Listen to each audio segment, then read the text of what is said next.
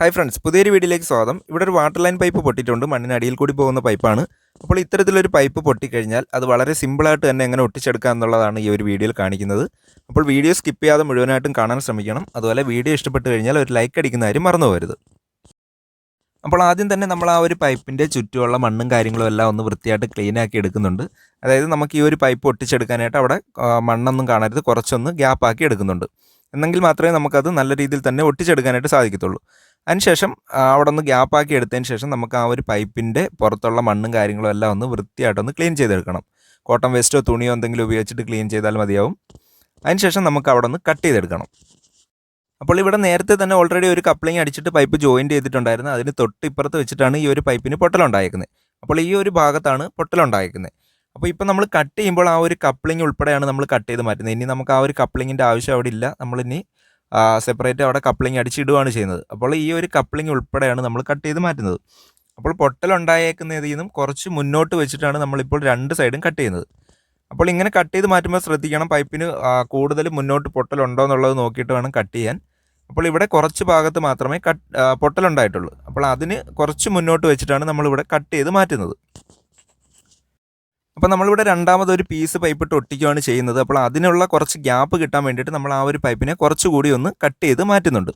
അതിനുശേഷം നമുക്കിവിടെ 3/4 ഇഞ്ച് പൈപ്പാണ് പൊട്ടിയേക്കുന്നത്. അപ്പോൾ അതേ അളവിലുള്ള 3/4 ഇഞ്ച് പൈപ്പ് വേണം നമ്മൾ രണ്ടാമത് ഒട്ടിക്കാനായിട്ട് എടുക്കാൻ.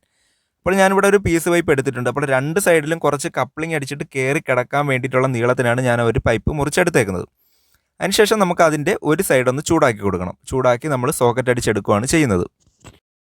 അപ്പോൾ ഇത്തരത്തിൽ കപ്ലിങ് അടിക്കുമ്പോൾ ഒരു കാര്യം പ്രത്യേകം ശ്രദ്ധിക്കണം, പൈപ്പിൻ്റെ എൻഡ് ഭാഗമാണ് നല്ല രീതിയിൽ ചൂടാക്കി കൊടുക്കേണ്ടുന്നത്. ബാക്കിലോട്ട് കുറച്ച് ചൂട് മാത്രം മതി. എങ്കിൽ മാത്രമേ ഈ രീതിയിൽ നമുക്ക് സോക്കറ്റ് അടിച്ചെടുക്കാനായിട്ട് സാധിക്കത്തുള്ളൂ. ഇനിയിപ്പം നിങ്ങൾക്ക് കപ്ലിങ് അടിക്കാൻ ബുദ്ധിമുട്ടാണെന്നുണ്ടെങ്കിൽ 3/4 ഇഞ്ചിൻ്റെ കപ്ലിങ് കടയിൽ നിന്ന് വാങ്ങിക്കാൻ കിട്ടും. അത് വാങ്ങിച്ചാലും മതി. ഞാനിവിടെ കപ്ലിങ് വാങ്ങിക്കാതെ പൈപ്പ് തന്നെ ചൂടാക്കി കപ്ലിങ് ഉണ്ടാക്കിയിട്ടാണ് ഈ ഒരു പൈപ്പിനെ ഒട്ടിക്കുന്നത്. അപ്പോൾ ഒരു സൈഡിൽ നമ്മൾ കപ്ലിങ് അടിച്ചിട്ടുണ്ട്.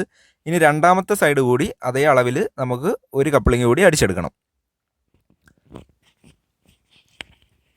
അപ്പോൾ രണ്ട് സൈഡിലും ഇത്തരത്തിൽ സോക്കറ്റ് അടിച്ചതിന് ശേഷം നമ്മൾ ആ ഒരു പൈപ്പിലേക്ക് ഇട്ട് കണക്ട് ചെയ്യുകയാണ് ചെയ്യുന്നത്. അപ്പോൾ ഇവിടെ നമ്മൾ പൈപ്പ് പൊക്കി ആ ഒരു കപ്ലിങ് അതിലേക്ക് കയറ്റിയിടുകയൊന്നും അല്ല ചെയ്യുന്നത്. അല്ലാതെ തന്നെ വളരെ സിമ്പിളായിട്ട് തന്നെ നമുക്ക് ഈ ഒരു പൈപ്പിനെ അതിലേക്ക് ഒട്ടിക്കാനായിട്ട് സാധിക്കും. അതുപോലെ തന്നെ പൈപ്പ് നമ്മൾ കയറ്റി ഇറക്കി ഒട്ടിക്കുക അങ്ങനെയൊന്നും അല്ല ചെയ്യുന്നത്. അപ്പോൾ പല രീതിയിലും നമുക്കിത് ഒട്ടിക്കാനായിട്ട് സാധിക്കും.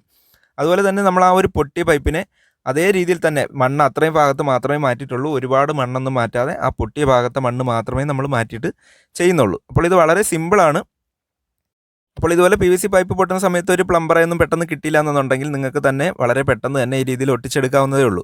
അതുപോലെ തന്നെ നമ്മൾ ആ ഒരു കപ്ലിങ് അടിച്ചതിൻ്റെ എൻഡ് ഭാഗമൊക്കെ ഒന്ന് കട്ട് ചെയ്തൊന്ന് വൃത്തിയാക്കി എടുക്കുന്നുണ്ട്. അത് വേണമെങ്കിൽ ചെയ്താൽ മതി. ഞാനിപ്പോൾ അതിൻ്റെ ആ ഒരു കുറച്ച് ഉരുകാൻ തുടങ്ങിയ ആ ഒരു ഭാഗമൊക്കെ ഒന്ന് കട്ട് ചെയ്ത് ഒഴിവാക്കുന്നുണ്ട്. അതിനുശേഷം നമ്മൾ ആ സോൾവെൻ്റ് എപ്പോഴും റെഡിയാക്കി അടുത്ത് തന്നെ വെച്ചേക്കണം. അടുത്ത് തന്നെ വെച്ചിരുന്നിട്ട് ശേഷമാണ് നമ്മളിത് ചെയ്യുന്നത്. അപ്പോൾ അവിടെ വെള്ളം ഉണ്ടെന്നുണ്ടെങ്കിൽ അതൊന്ന് ക്ലീനാക്കി എടുക്കണം. വെള്ളം ഇരുന്ന് കഴിഞ്ഞാൽ നമുക്ക് ആ ഒരു സോൾവെൻറ്റ് കറക്റ്റായിട്ട് പൈപ്പിൽ ഒട്ടത്തില്ല. അപ്പം വെള്ളത്തിൻ്റെ അംശമൊന്നും പൈപ്പിൽ കാണരുത്. അതിനുശേഷം ആ ഒരു പൈപ്പിൻ്റെ സെൻറ്റർ ഭാഗം കൂടി നമ്മളൊന്ന് ചൂടാക്കി എടുക്കുന്നുണ്ട്. അപ്പോൾ ഇത് വളരെ സിമ്പിളാണ്. നമുക്ക് പൈപ്പ് ഒരുപാട് തോണ്ടിയെടുക്കാതെ തന്നെ നമുക്ക് ഈ രീതിയിൽ ഒട്ടിച്ചെടുക്കാവുന്നേ ഉള്ളൂ. അപ്പോൾ പീസ് പൈപ്പിൻ്റെ രണ്ട് സൈഡും കപ്ലിങ് അടിച്ചതിന് ശേഷം സെൻറ്റർ ഭാഗം ചൂടാക്കുന്നതിന് മുമ്പിട്ടായിട്ട് സോൾവെൻ്റ് എല്ലാം തുറന്ന് അടുത്ത് റെഡിയാക്കി വെച്ചേക്കണം. അതിനുശേഷം പൈപ്പിൻ്റെ രണ്ട് എൻഡിലും സോൾവെൻറ്റ് നല്ല രീതിയിൽ തന്നെ തേച്ച് കൊടുക്കണം. അതായത് നമ്മൾ ആ ഒരു കപ്ലിങ് അടിച്ച രണ്ട് സൈഡിലും അതുപോലെ നമ്മൾ കട്ട് ചെയ്ത പൈപ്പിൻ്റെ രണ്ട് സൈഡിലും സോൾവെൻറ്റ് നല്ല രീതിയിൽ തന്നെ അപ്ലൈ ചെയ്ത് കൊടുക്കണം.